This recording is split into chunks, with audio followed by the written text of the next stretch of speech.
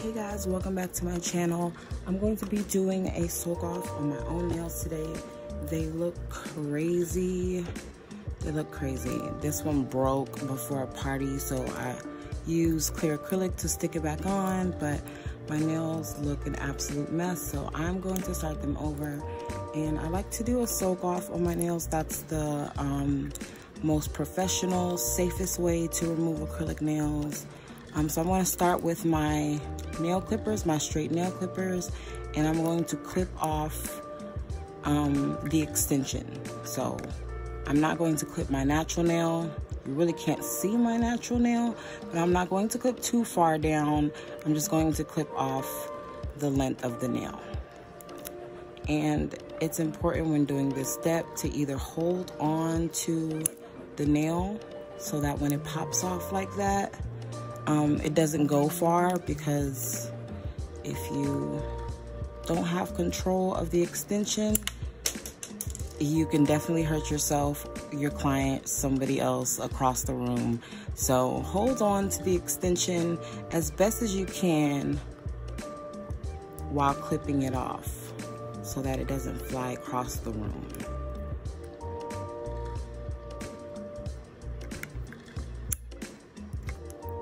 You can even do this step under a paper towel or underneath a towel.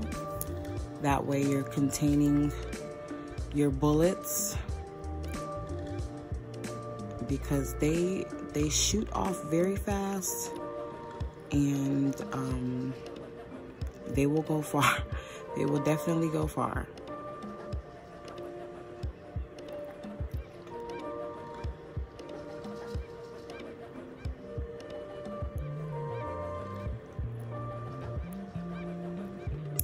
Clipping both sides, crack it.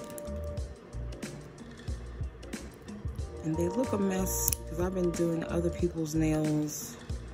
I've been in another state for the weekend, and yeah, just these nails definitely have taken me places. They have gone places. See, you guys hear that? That went all the way across the room. Safety first. Use goggles.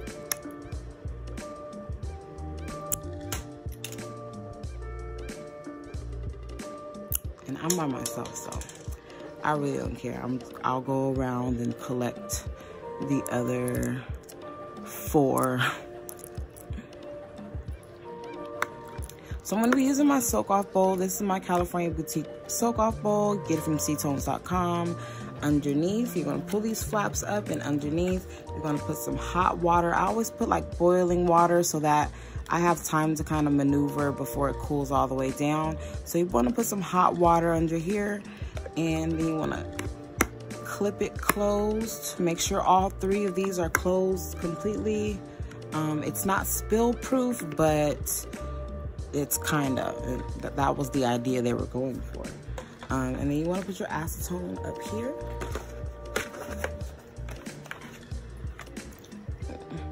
I have a gallon instead of my little bottle, so forgive me if I spill some. And that hot water is going to help that acetone melt off your acrylic quicker. So I have 2 different bits right here. I have my, guys, this bit is always named after some natural disaster. Doesn't matter what company you get it from. But for the most part, this bit takes down acrylic and takes down gel very quickly. And then I have an extra coarse sanding band to kind of help move that acrylic out the way a little bit more quicker as well. I'm gonna push that down. I'm actually going to start with my tornado bit.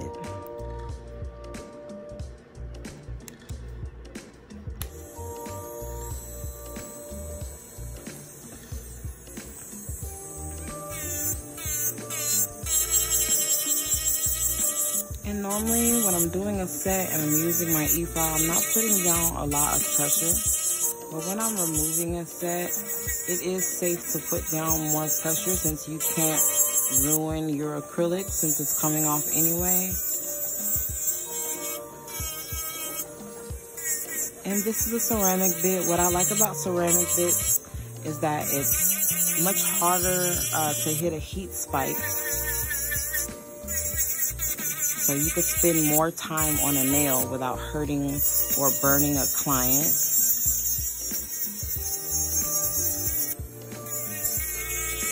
And you just want to take off that shiny layer, especially, and then you want to kind of file down into that acrylic. You take a few layers off, make it a lot thinner so that the acetone doesn't have so much work to do. And the more you file down, the more you shave off,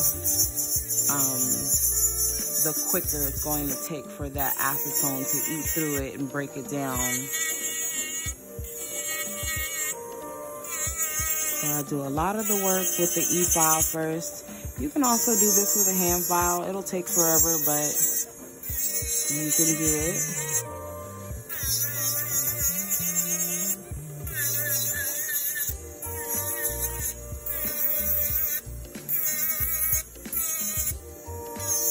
You don't have to evenly file. You just want to file down as much as possible.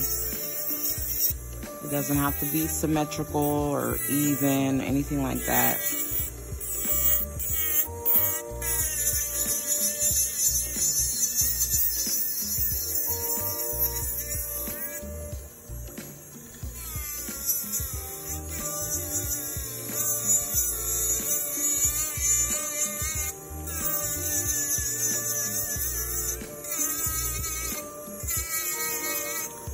And the speed that I have my e-file on right now is about a medium high.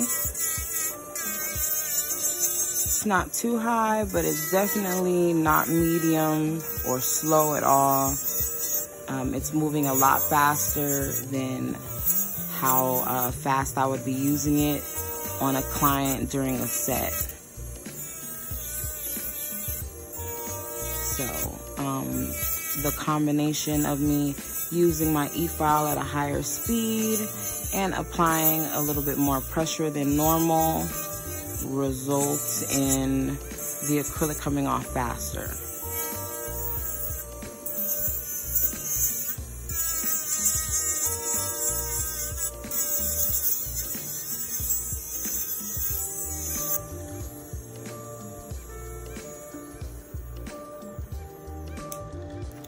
Alrighty, so that's how I first get started, and then I'm going to go in with my sanding band. It doesn't have to be an extra coarse sanding band. It can be a medium one, or it can even be a fine one. But I find that using my sanding band helps break down the acrylic a lot faster as well. So I'm just going to go over the nails one more time, but using the sanding band, creating a rough surface.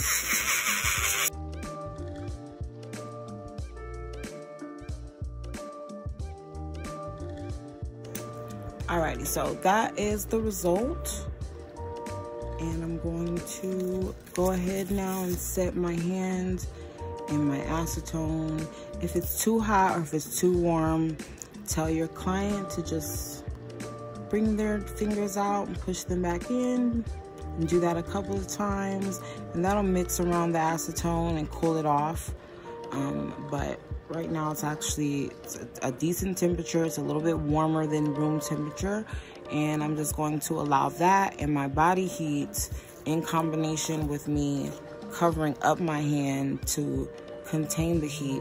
I will allow that heat now to help the acetone rip through this quicker. So thank you guys for tuning in. You know, I'm gonna play a little bit of elevator music, and I'm going to let my hands sit for 15 minutes, and then I will show you what I'm left with and how I proceed. Okay, so my timer for 15 minutes went off, and I'm going to show you where I'm at.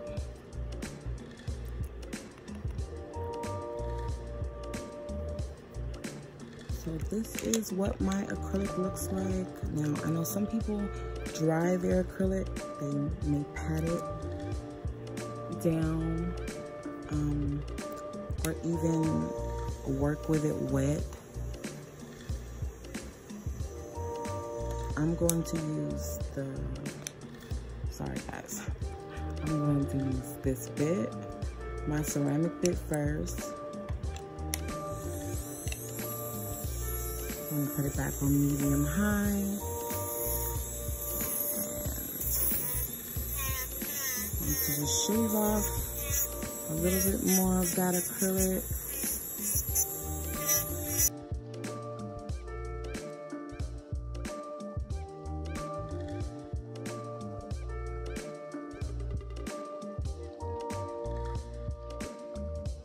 Okay, so that's what it looks like now. 15 minutes into soaking, and then I'm going to go back in with my coarse bit, which doesn't have to be coarse. It can be medium or fine.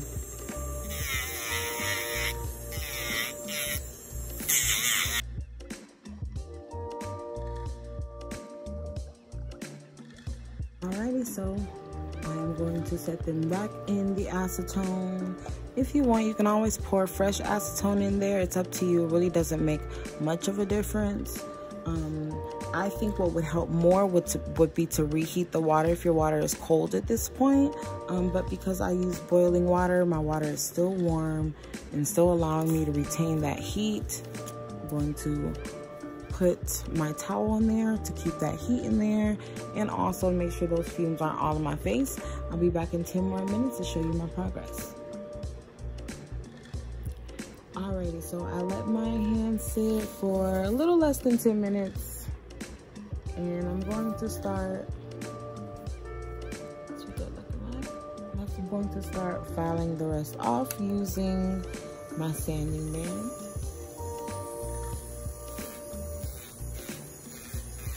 I'm not going to apply too much pressure because now that I'm getting so close to my natural nail, I don't want to burn myself or thin out my nail. So I'm not going to put down as much pressure as I was putting down earlier. As you can see, I really don't have to. Now my product is still a little bit wet, so you want to make sure that you either dry your product completely or wear some type of safety goggles, you and your client, because obviously this stuff kind of goes everywhere. And as you can see, I already got started on my other hand, filing that down. Once this hand is done, I'm going to finish off the other hand and soak that as well.